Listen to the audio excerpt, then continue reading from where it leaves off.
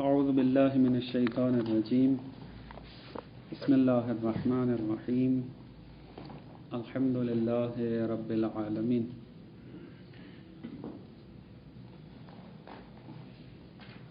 عرض کیا تھا کہ مقدمے کے طور پر بعض ابحاث ذکر کرنا ضروری ہیں فلسفہ شروع کرنے سے پہلے۔ ان میں سے ایک جو مطلب تھا کہ فلسفہ کیوں پڑھیں، یہ شروع کیا تھا، اس کا جواب دینا۔ عرض کیا تھا کہ چند وجوہات کی وجہ سے ضروری ہے کہ طالب علم فلسفے کو پڑھے۔ اس میں جو آخری وجہ آپ کی خدمت میں ذکر کی تھی وہ یہ تھی کہ متون دینی، چاہے وہ قرآن ہو یا روایات، ان کا فہم بعض موارد میں موقوف ہے فلسفے پر۔ اس کو صحیح طریقے سے اگر تبیین کرنا چاہیں تو کچھ اور مقدمات کی ضرورت ہے، یعنی قبل اس کے کہ میں اس جواب کو واضح کروں کہ کیسے فلسفے پر فہم روایات اور فہم قرآن کے بعض موارد نہ کھول لیں، میری عبارات میں حتماً دقت کریں کہ بعض موارد میں فہم قرآن اور فہم روایات موقوف ہے فلسفے اور عرفان کے بعض اصولوں کے اوپر۔ وہ مقدمہ کیا ہے؟ وہ مقدمہ یہ ہے کہ خداوند متعال نے انسان کو خلق کیا ہے استعداد دے کر کہ انسان اپنی اس استعداد کے ذریعے مختلف کمالات کو کسب کرے۔ اس میں ایک استعداد جو دی ہے وہ فہم کی ہے۔ انسان استعداد رکھتا ہے کہ وہ جب کسی کا کلام سنے، جب کسی کا کلام پڑھے، جب کسی منظر کو دیکھے تو اس سے ایک چیز کو درک کرے، فہم کرے، یعنی فہم کی استعداد موجود ہے۔ نقطہ اساسی یہاں ہے کہ یہ جو استعداد خداوند متعال نے انسان کو عطا کی ہے یہ مساوی نہیں ہے، یعنی ایسا نہیں ہے کہ تمام انسانوں کے اندر فہم کی جو استعداد پائی جاتی ہے وہ ایک جیسی ہے۔ یعنی اگر جو قرآن کی خدمت میں جائے، تلاوت کرے قرآن کی اور اس سے بعض مطالب کو سمجھنا چاہے تو ایسا نہیں ہے کہ جو بھی قرآن کی تلاوت کرے گا، تفسیر کا مطالعہ کرے گا تو اس کی فہم اور باقی انسانوں کی فہم جو ہے وہ ایک جیسی ہوگی۔ فہم مختلف ہے، بالوجدان درک کرتے ہیں۔ مثلا ایک کلاس کے اندر استاد درس دے رہا ہو اور وہاں بیٹھے جو شاگردان ہیں، اگر وہی درس پوچھ لیا جائے شاگردوں سے کہ آپ بتائیں کیا سمجھا ہے آپ نے، اب واضح طور پر اختلاف کو دیکھیں گے۔ کوئی سطحی طور پر سمجھے گا اس مطلب کو، کوئی تھوڑا سا عمیق تر سمجھے گا اس کو۔ تو یہ ہم بالوجدان اپنے اندر بھی اس کو درک کرتے ہیں کہ فہم کی جو استعداد ہے وہ مختلف ہے۔ اس کے اوپر شاہد میں روایات سے لے کر آتا ہوں، کیونکہ ہماری روایات، ہم نے چونکہ بحث جو ہے وہ روایات میں کرنی ہے، فہم دین کے اندر ہماری گفتگو ہونی ہے، تو فہم دین کا ایک جز جو ہے وہ روایات ہیں۔ تو اب دیکھتے ہیں کہ آیا ائمہ جب روایات بیان کرتے تھے اپنے صحابیوں کے لیے تو وہ ایک ہی معنی سمجھتے تھے، ایک ہی جیسا سمجھتے تھے یا نہیں، بلکہ ان کے درمیان اختلاف موجود تھا۔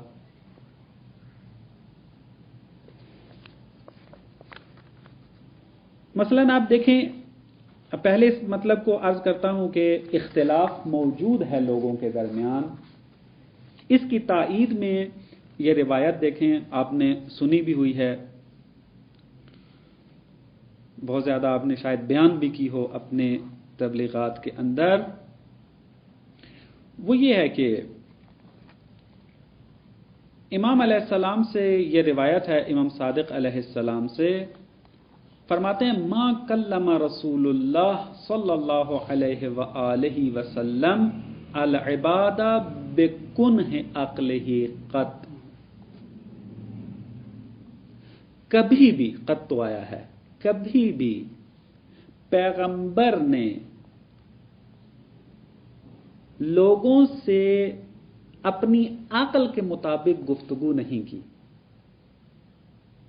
یعنی جو مرتبہ تعقل کا، عقل کا پیغمبر کو حاصل تھا، اس مرتبے کے مطابق پیغمبر نے کبھی لوگوں سے گفتگو نہیں کی۔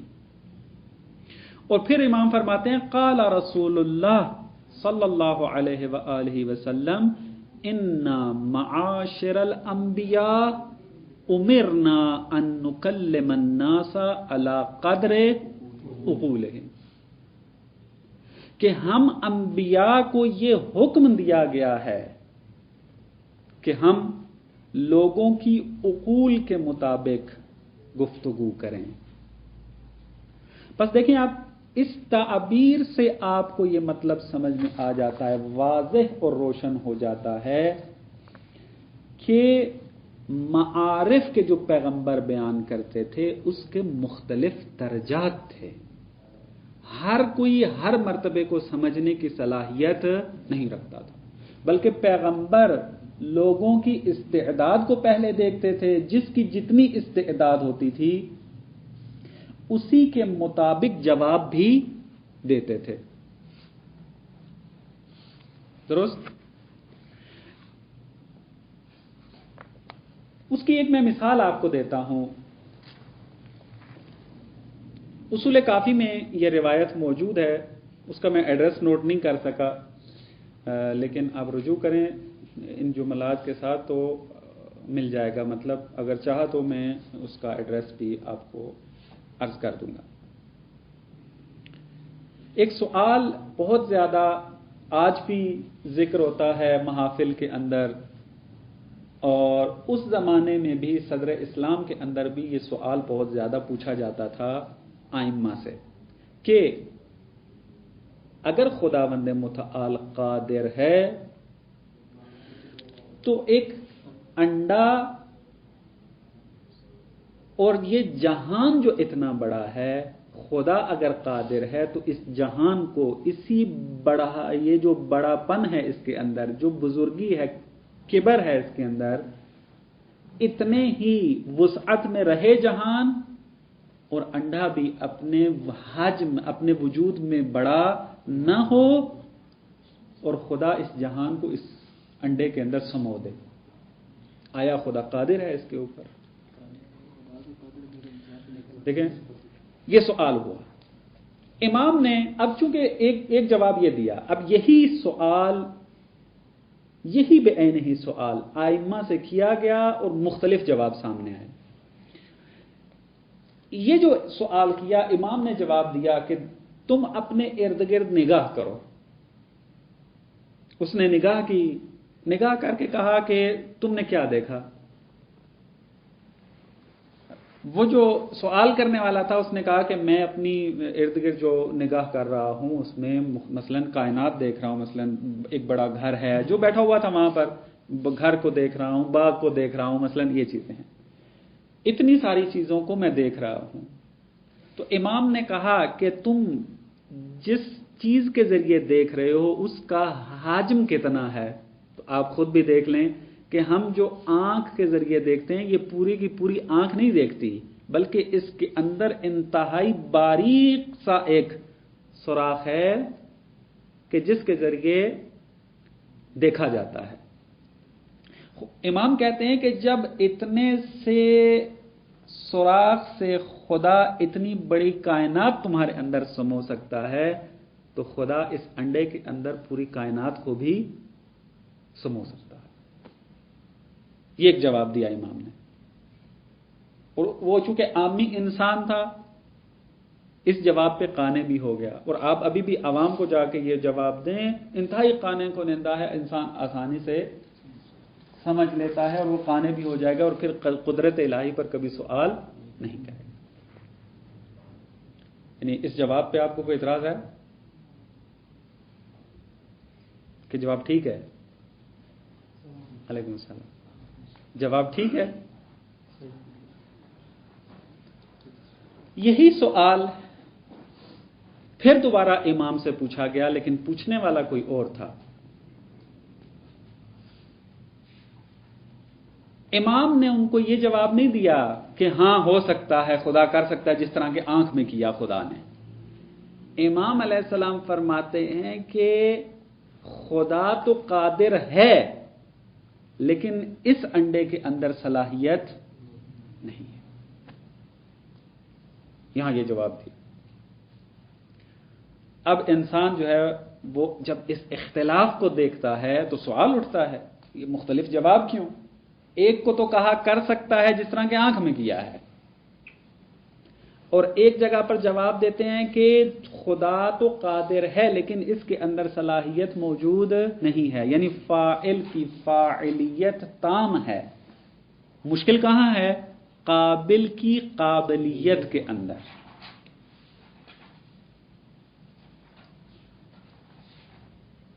جواب دوسرا دقیق ہے، پہلا جواب دقیق نہیں ہے۔ کیوں؟ کیونکہ سائل کا سوال یہ تھا کہ آیا یہ انڈا چھوٹا ہی رہے اور جہان بڑا ہی رہے تو اس میں جہان سمو جائے، یہ ممکن ہے یا نہیں ہے؟ امام نے جواب دیا کہ آنکھ میں تم دیکھتے ہو پوری کائنات تمہارے اندر سموئی ہوئی ہے، چونکہ اپنی آنکھ سے دیکھتے ہو تم، تو دقیق نہیں ہے۔ کیوں؟ اس وجہ سے کیونکہ آپ جب دیکھتے ہو اپنے ارد گرد کی اشیاء کو اور اس چھوٹی سی سوراخ کے اندر سے یہ تمام چیزیں آپ کو نظر آ رہی ہیں، اس کی وجہ یہ ہے کہ اس کائنات کی تصویر آپ کے ذہن کے اندر آتی ہے، نہ کہ خود کائنات اٹھ کے آپ کے اندر آتی ہے۔ بس یہ سوال جواب دقیق نہیں تھا، تو پھر امام نے دیا کیوں؟ چونکہ اس کی استعداد نہیں تھی اتنی کہ وہ یہ بات کو سمجھ سکے کہ قابل کی قابلیت میں اگر اشکال ہو تو فاعل کی فاعلیت وہاں پر کام نہیں کرتی، اس کو یہ مطلب سمجھ میں نہیں آ سکتا تھا۔ لہذا امام نے ایک ایسی مثال سے استفادہ کر کے اس کو یہ سمجھا دیا تاکہ اس کا وہ ایمان جو قدرت خداوندی پر ہے وہ باقی رہے۔ لیکن دوسرا جو سائل سوال کرنے آیا تھا اس کے اندر یہ استعداد موجود تھی کہ وہ یہ سمجھ سکے کہ جب قابل کی قابلیت تام نہ ہو تو وہاں فاعل جتنا بھی قادر کیوں نہ ہو وہ اس فعل کو انجام نہیں دے سکتا، نہ اس وجہ سے کہ اس کی قادریت میں کوئی مشکل ہے، بلکہ یہ محالات میں سے ہے، اور محال جو ہے وہ اصلاً فعل انجام اس کے مورد میں نہیں دیا جا سکتا۔ بات واضح؟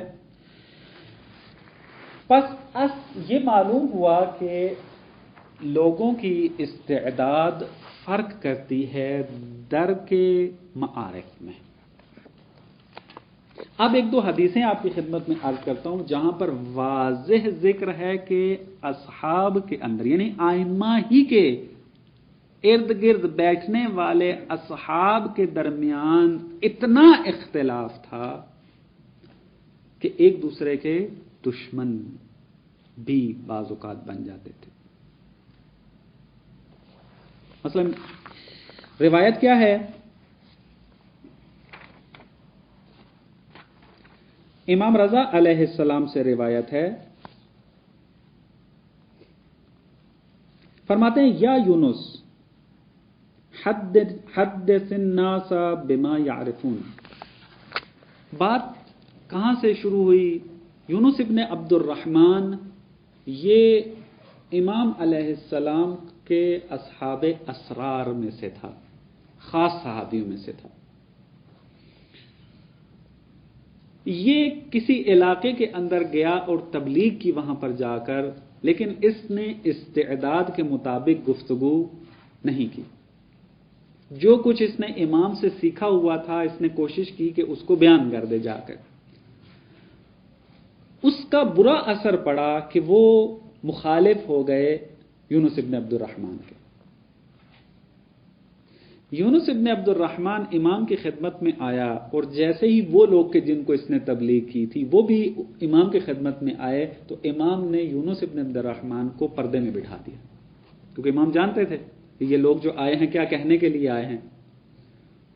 تو یونس ابن عبد الرحمن کو پردے کے پیچھے بٹھا دیا اور کہا تم فعلاً یہیں بیٹھو، میں ان سے بات کرتا ہوں، پھر بعد میں تم سے بات کرتے ہیں. تو وہ لوگ کہ جو یونس ابن الرحمن سے جنہوں نے تبلیغ لی تھی وہ آ کر اتنا برا بلا کہا یونس ابن عبد الرحمن کو کہ یونس ابن عبد الرحمن رونے لگ گیا.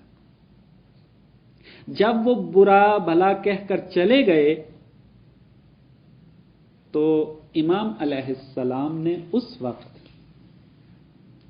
یہ جملہ کہا. اس سے پہلے جو جملہ کہا وہ یہ تھا، یہ ہمارے لیے ایک ملاک ہونا چاہیے، بہت ہی پر امید اور توکل والا جملہ ہے. امام فرماتے ہیں کہ وہ جب رونے لگ گیا، رو کر امام کو کہتا ہے کہ یہ جو کچھ کہہ رہے ہیں میں نے یہ نہیں کہا، میری طرف نسبت جو ہے وہ غلط دی جا رہی ہے، کیونکہ اس نے معارف بلند ذکر کر دی ہے، وہ سمجھ نہیں سکے. اب وہ یہ سمجھ رہے تھے کہ اس نے جو کچھ کہا ہے وہ غلط کہا ہے، وہ نسبت دے رہے تھے کہ فلانی فلانے عقیدے کا قائل ہے. مثلا مثال دیتا ہوں اس کی. بعض عرفاء جو ہیں وحدت الوجود کے قائل ہیں، اب مخالفین آ کر کہتے ہیں کہ سب کو خدا مانتے ہیں. یہ بیچارے عرفاء رو رو کے کہہ رہے ہوتے ہیں کہ مثلا ہم کسی کو بھی خدا نہیں مانتے. اب کیوں وہ قائل ہیں اس کے کہ عرفاء جو ہیں وہ سب کو خدا مانتے، چونکہ وحدت الوجود کے قائل ہیں. اب وحدت الوجود سے مراد آیا واقعاً ہمیں خدائی ہے یا نہیں، اس کا کوئی اور معنی ہے، آپ نے غلط سمجھا ہے. اسی طریقے کے کوئی مسائل اس کی طرف بھی نسبت دیے جا رہے تھے. وہ رونے لگ گیا، اس نے کہا کہ میں نے یہ نہیں کہا. امام پھر وہاں پر ان کو تسلی دیتے ہیں، یونس ابن عبد الرحمن کو کہتے ہیں کہ جب تیرا امام تجھ سے راضی ہے تو پھر کیا غم کہ پوری دنیا تیرے مخالف ہے. مفہوم عرض کر رہا ہوں اس کے، کیونکہ جملات اس کے میرے ذہن کے اندر نہیں ہیں. انشاءاللہ میں کوشش کروں گا کہ اس روایت کو کسی مناسب موقع پر یا مثلا اگلے درس میں اس کی عربی عبارت کے ساتھ آپ کو بیان کروں، تاکہ کوئی تلاش کرنا چاہے یا بیان کرنا چاہے تو اس کے لیے آسانی ہو. امام نے پھر اس کے بعد یہ جملہ کہا، فرماتے یا یونس حدث الناس بما يعرفون، لوگوں سے اس چیز کے بارے میں گفتگو کرو جس کو وہ جانتے ہیں. وَاتْرُكْهُمْ مِمَّا لَا يَعْرِفُونَ، اور ان مطالب کو چھوڑ دو کہ جن کو وہ نہیں جانتے. كَأَنَّكَ تُرِيدُ أَن تَكْذِبَ عَلَى اللَّهِ فِي عَرْشِهِ، کیونکہ اگر تم یہ والے مطالب کے جو ان کی سطح سے بلند ہے بیان کرو گے تو وہ یہی گمان کریں گے کہ تم خدا پر جھوٹ بول رہے ہو. ان تکذب علی اللہ فی عرشہ، کہ تم کیا کر رہے ہو؟ خدا پر جھوٹ بول رہے ہو. اسی طریقے سے امام کاظم علیہ السلام سے روایت ہے، یا یونس ارفق بہم فإن کلامک یدق علیہم، تم نرمی اختیار کرو، تمہاری جو گفتگو اور کلام ہے وہ ان کے لیے کیا ہے؟ سخت ہے، ان کے لیے قابل فہم نہیں.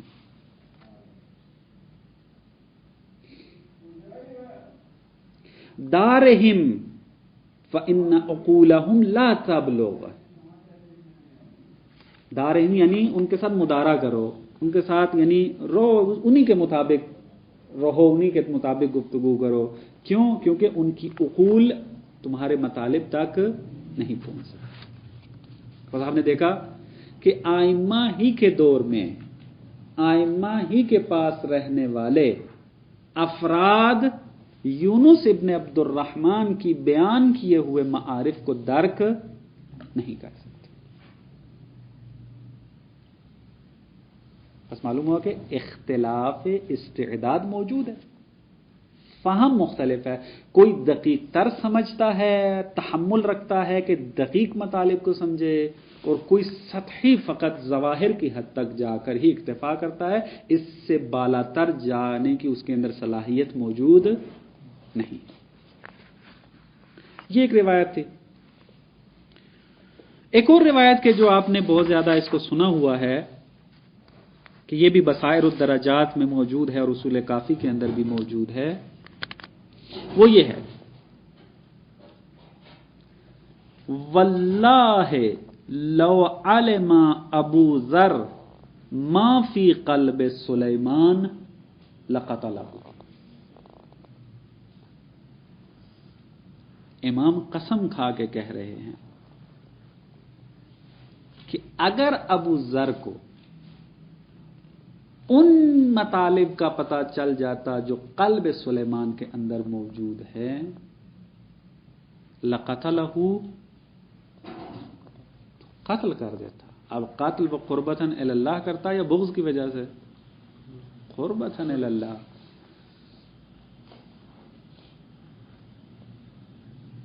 اب ابو ذر کس مقام پر فائز ہے اور سلمان کس مقام پر فائز ہے، یہ آپ بہتر طریقے سے جانتے ہیں کہ ابو ذر کے بارے میں پیغمبر نے کہا ہوا ہے کہ آج تک کسی آسمان نے سایہ نہیں کیا کسی کے اوپر کہ جو سلمان ابو ذر سے زیادہ سچا ہو. اور مولا علی کی جو تمجیدات ہیں، جو مدح ہے ابو ذر کے بارے میں، وہ بھی آپ نے تاریخ میں اور روایات میں پڑھا ہے. سلمان کے بارے میں وہ قائل ہو جاتا کہ اگر اس کو پتہ چل جاتا کہ سلمان ابھی ایک ہی استاد کے شاگرد ہیں، یعنی دونوں کے استاد پیغمبر ہیں اور پھر بعد میں علی علیہ السلام ہیں، لیکن ایک ہی استاد ہونے کے باوجود ان دونوں کے درمیان اتنا فرق ہے کہ اگر ابو ذر سلمان کے دل میں موجود مطالب کو اگر جان لے کہ یہ کس کا اعتقاد رکھتا ہے تو وہ اس کو قتل کر دیتا. وَلَقَدْ أَخَا رسول اللہ بینہما، خدا نے پھر ان کے درمیان کیا ہے؟ اخوت قائم کی. فما ظنکم بسائر الخلق، جب سلمان و ابو ذر کا یہ حال ہے تو پھر حساب لگاؤ باقی مخلوقات کا کیا حال ہوگا. ان علم العالم صعب مستصعب، عالم کا علم سخت و دشوار ہے. لا يحتملہ الا نبی مرسل، اس کو تحمل یا تو نبی مرسل کر سکتا ہے، او ملک مقرب، او عبد مؤمن امتحن اللہ قلبہ للایمان، یا وہ عبد مومن تحمل کر سکتا ہے کہ جس کے دل کو خدا نے امتحان کر لیا ہو. قال، پھر امام فرماتے ہیں وَإِنَّمَا صَارَ سلمان من العلماء، اور سلمان کس میں سے تھا؟ علماء سے. کیا کہا اوپر؟ ان علم العالم صعب مستصعب، علم عالم جو ہے وہ سخت و دشوار ہے. اور سلمان کیا ہے؟ وَإِنَّ صَارَ سلمان من العلماء، اور سلمان کس میں سے تھا؟ علماء سے تھا. لِأَنَّهُ امْرَأٌ مِنَّا أَهْلَ الْبَيْتِ، وہ ہم اہل بیت میں سے ہے. فَلِذَلِكَ نَسَبَهُ إِلَيْنَا، اسی وجہ سے اس کو ہماری طرف کیا ہے؟ نسبت دی. واضح ہے حدیث.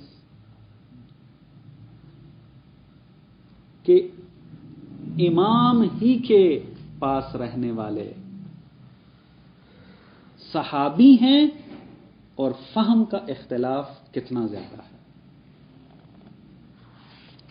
اسی طریقے سے ایک اور روایت آپ کی خدمت میں ذکر کرتا ہوں کہ جو اس کی اسی طرح کی صریح اور واضح روایت ہے. متعدد روایات اس لیے آپ کی خدمت میں ذکر کر رہا ہوں کہ اگر کوئی مثلا سند کے اندر کوئی مشکل کھڑی کرنا چاہے تو یہ روایات متعدد ہیں، اور حدیث کا قاعدہ یہ ہے کہ اگر ایک مضمون کے اوپر روایات متعدد ہو جائیں تو صدور کا اطمینان حاصل ہو جاتا ہے، یا انسان کو اتنا پتہ چل جاتا ہے کہ یہ متن، یہ مفہوم اور مضمون جو ہے یہ ائمہ سے صادر ہوا ہے. اگرچہ اختلاف فہم اور اختلاف استدلال وجدانی امر ہے، فقط یہ کہ عرض ہو جائے کہ صدر اسلام کے اندر ائمہ کے دور میں بھی رہنے والے صحابیوں کے درمیان بھی اختلاف تھا، اس کی وضاحت کرنے کے لیے احادیث مختلف آپ کے خدمت میں ذکر کی ہیں. یہ روایت بھی اصول کافی کے اندر موجود ہے. کافی کے اندر فرماتے ہیں کہ جابر بن یزید جعفی یہ کہتا ہے حدثنی محمد بن علی علیہ السلام 70 حدیثا. امام باقر علیہ السلام نے مجھے 70 روایات بیان کی، 70 احادیث کو بیان کیا کہ لم احدث بہا احدا قط، میں نے ایک حدیث بھی ابھی تک بیان نہیں کی. 70 احادیث امام باقر علیہ السلام نے مجھے تعلیم دی، مجھے بیان کی، اور میں نے ان میں سے ایک حدیث بھی ابھی تک بیان نہیں کی. ولا احدث بہا احدا ابدا، اور میں کبھی بھی ان احادیث کو کسی کے لیے بیان نہیں کروں گا. فلما مضى محمد بن علی علیہ السلام، جب امام باقر علیہ السلام چلے گئے اس دنیا سے، دقت کریں عبارتوں کے اندر، ثقلت علی عنقی وضاق بہا صدری، میری گردن بھاری ہو گئی اور میرا سینہ تنگ پڑنے لگ گیا. کیوں؟ کیونکہ معارف دیے تھے ایسے کہ اب ٹھہر نہیں رہے تھے میرے اندر. ہوتا ہے نا بعض اوقات انسان کو ایک اچھا مطلب معلوم ہو جائے تو انسان جب تک کسی کو بیان نہ کر دے سکون نہیں آتا. جابر ابن یزید کہتا ہے کہ جب امام باقر علیہ السلام اس دنیا سے چلے گئے تو اب میرے اوپر سخت ہو گیا ان کو تحمل کرنا. فأتیت ابا عبداللہ، یا امام صادق علیہ السلام میں آپ کی خدمت میں آیا ہوں. فقلت جعلت فداک ان اباک حدثنی، یعنی فأتیت ابا عبداللہ، میں چلا گیا کس کے پاس؟ امام صادق علیہ السلام کے پاس. فقلت، تو میں نے امام کو کہا جعلت فداک، میں آپ پر قربان جاؤں، ان اباک حدثنی 70 حدیثا لم یخرج منی شیء منہا، کہ ابھی تک اس میں سے کوئی چیز بھی میرے منہ سے نہیں آئی. ولا یخرج شیء منہا الی احد، اور کسی کو میں نے بیان بھی نہیں کی. وَأَمَرَنِي بِسَتْرِهَا، اور امام نے مجھے حکم دیا تھا کہ میں ان کو چھپا کر رکھوں، یعنی ستر رکھوں، یعنی کسی کو بیان نہ کروں. فَقَدْ ثَقُلَتْ عَلَىٰ عُنُقِي وَضَاقَ بِهَا صَدْرِي، اب میرے لیے سخت ہو گیا اس کو بیان کر، یعنی تحمل کر کے رکھنا. تو کیا کروں؟ فَمَا تَأْمُرُنِي، اب آپ میرے امام ہیں، آپ بتائیں کہ میرے لیے کیا حکم ہے، کیا کروں میں؟ سخت ہو گیا میں چپ کر کے بیٹھوں. فقال، امام فرماتے ہیں یا جابر، اذا ضاق بک من ذلک شیء، جب تنگ پڑ جاؤ ان میں سے کسی ایک چیز میں، فخرج الی جبانہ، چلے جاؤ صحرا کے اندر،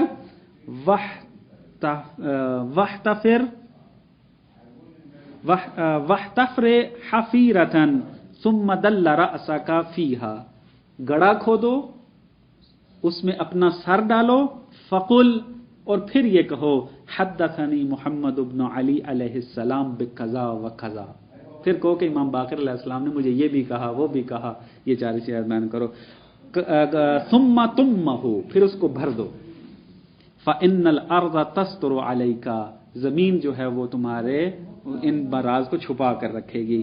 قال جابر ففعلت ذلك، میں نے یہی کام انجام دیا، فخف عنی ما كنت اجدہ، جو سختی میرے اپنے اندر پاتا تھا، جو اضطراب میرے اندر موجود تھا، یہ عمل کرنے کے بعد میں سکون میں آ گیا۔ اب دیکھیں اس روایت کے اندر مختلف مطالب آسانی سے قابل استخراج ہیں۔ ایک کیا کہ خود صحابیوں کے درمیان اختلاف موجود تھا، یعنی استعداد فہم کے اندر اختلاف موجود تھا، ہر صحابی ایک فہم کے مطابق نہیں تھے۔ دوسرا جو مطلب اس حدیث اور اس قسم کی احادیث سے استخراج ہوتا ہے وہ یہ ہوتا ہے کہ معارف کے اندر بھی مراتب ہیں۔ ضروری نہیں ہے کہ امام علیہ السلام اگر ایک مطلب سمجھا دیں تو وہ فقط وہی مطلب ہے، اس سے بالا تر کوئی اور مطلب موجود نہیں ہے۔ مثلا بعض اوقات اگر کوئی عالی ترین مرتبہ یا عالی ترین معرفت کا اگر کوئی قائل ہونا چاہے اور روایت کے اندر صریح طور پر نہ مل رہا ہو تو اعتراض کرنا شروع ہو جاتے ہیں کہ روایات میں تو اس طریقے سے ذکر نہیں ہوا، کون سی روایت سے آپ استفادہ کر رہے ہو، یہ جو آپ کا فہم ہے یہ عرف عام سے جو ہے وہ بالا تر ہے، یہ غلط ہے، عرف عام کے مطابق ہونا چاہیے۔ ساری مطالب جو ہیں وہ باطل ہو جاتے ہیں اس قسم کے کہنے ہیں۔ کس نے کہا ہے کہ تمام مطالب عرف عام کے مطابق ہونے چاہیے؟ اگر تمام معارف کو مطابق ہونا چاہیے عرف عام کے ساتھ تو یہ 70 حدیثیں پھر کون سی تھی کہ جس کو جابر بن یزید جو ہے وہ امام نے بیان کیا اور ان کو کہا کہ چھپا کے رکھنا، حق نہیں رکھتے تم کہ کسی کو بیان کرو۔ یونس ابن عبد الرحمن کے پاس کون سے معارف تھے کہ جب اس نے عام فہم لوگوں کے پاس وہ ذکر کیے تو انہوں نے تہمتیں لگانا شروع کر دی اس کے اوپر۔ بس یہ کہنا کہ حتماً معارف جو ہیں وہ فہم عرفی کے مطابق ہونے چاہیے، روایات تائید نہیں کرتی ہیں اس کو۔ معارف الہیت تشکیکی ہیں، ایک مرتبے کے نہیں ہیں۔ ہاں اس میں سے عام فہم والا عام فہم کے مطابق سمجھے گا، جس کی استعداد بہتر ہوگی، دقیق ہوگی، وہ اس میں سے دقیق تر مطلب کو سمجھے گا۔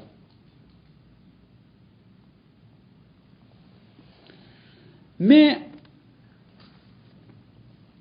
قرآن سے آپ کو چند آیات ذکر کرتا ہوں ترتیب سے، آپ دیکھیں کہ کتنا تفاوت فہم کے اندر آ جاتا ہے۔ اب یہ اتنا مطلب آپ کے لیے کلیئر ہو گیا، آپ میرا خیال میں اور اس کے اندر زیادہ جانے کی ضرورت نہیں ہے۔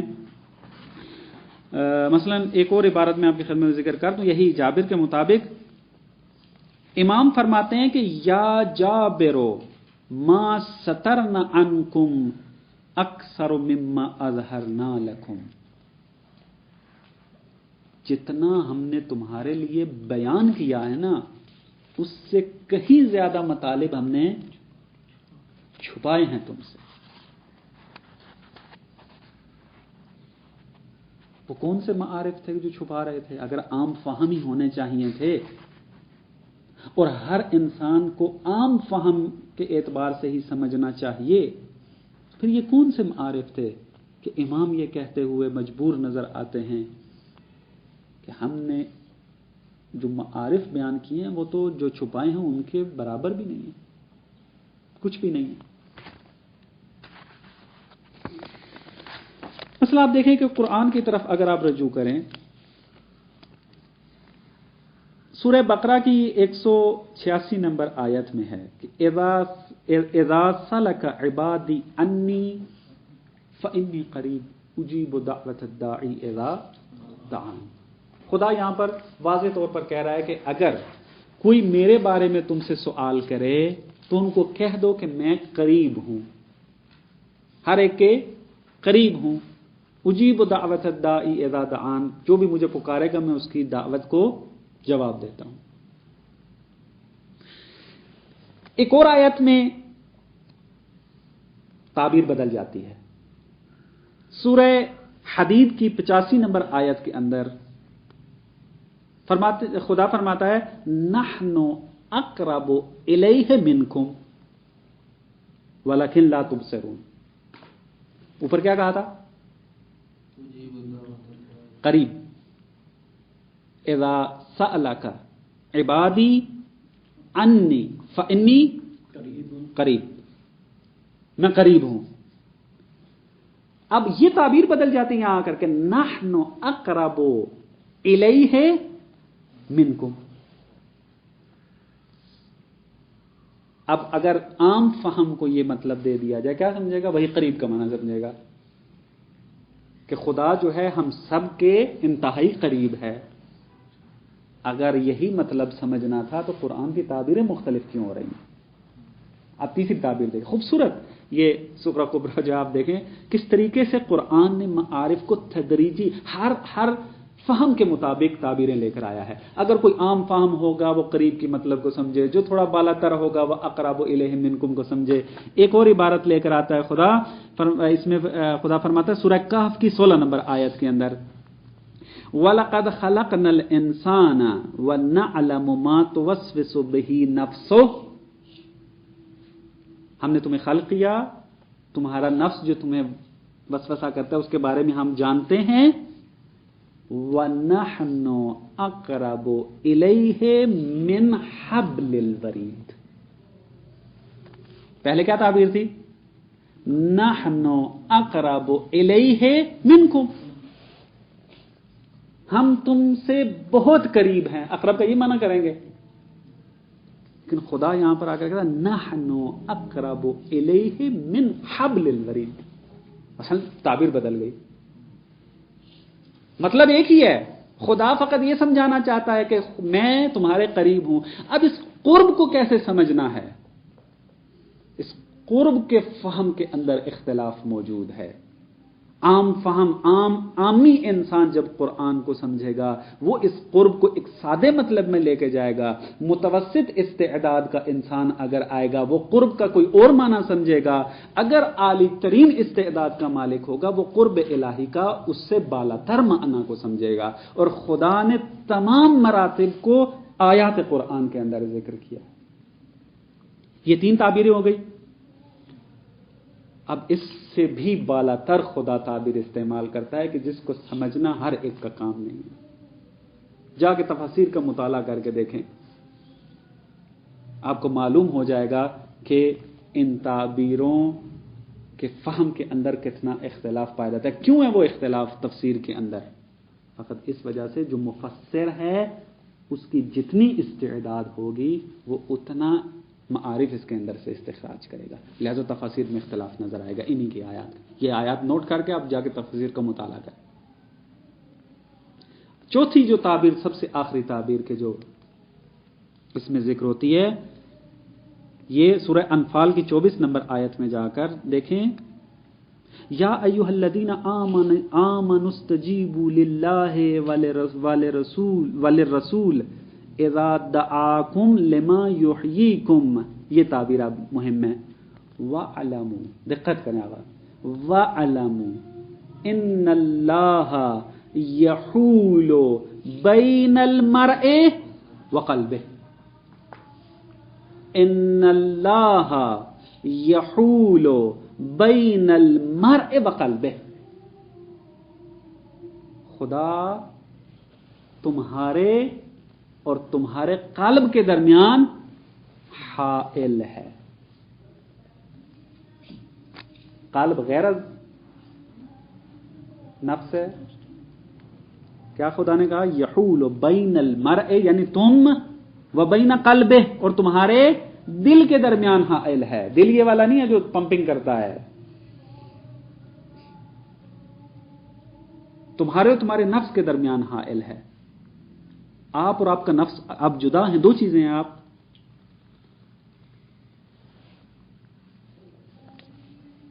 کیا معنی کریں؟ تفاسیر دیکھیں جا کے، اختلاف فہم ملے گا آپ کو، استعداد موجود ہے۔ اب آپ دیکھیں کہ عامی انسان، عام فہم اگر کوئی اس کو دیکھتا ہے تو وہ یہی ساروں کا معنی کرے گا کہ خدا ہم سب کے قریب ہے۔ کیا معنی قریب ہونے کا؟ خدا ہم تمام، ہمارے اندر جو کچھ علم موجود ہے، چاہے وہ چھپا ہے چاہے آشکار ہے، خدا اس کا علم رکھتا ہے۔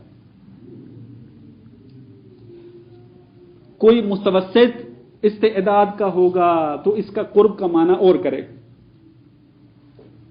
اور انہی آیات کو دیکھ کر عرفاء وحدت الوجود کے قائل ہوئے ہیں۔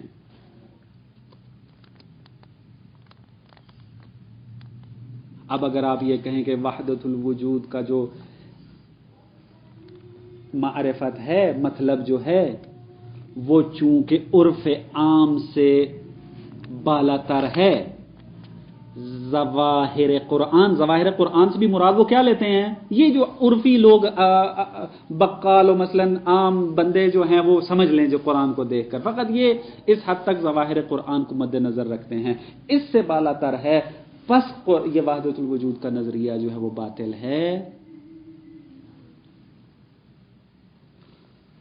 آپ دیکھ رہے ہیں کہ روایات کے اندر ذکر ہوا ہے، ایک فہم کا اختلاف موجود ہے، اور صحابی کے جو ائمہ کے ارد گرد موجود تھے ان کے درمیان اختلاف موجود ہے، اور انہی روایات کے اندر اشارہ موجود ہے کہ معارف الہیہ کے اندر تشکیک موجود ہے، یہ ایک فہم کے اندر نہیں آ سکتے، ہر کوئی اپنے فہم کے مطابق استفادہ کرتا ہے۔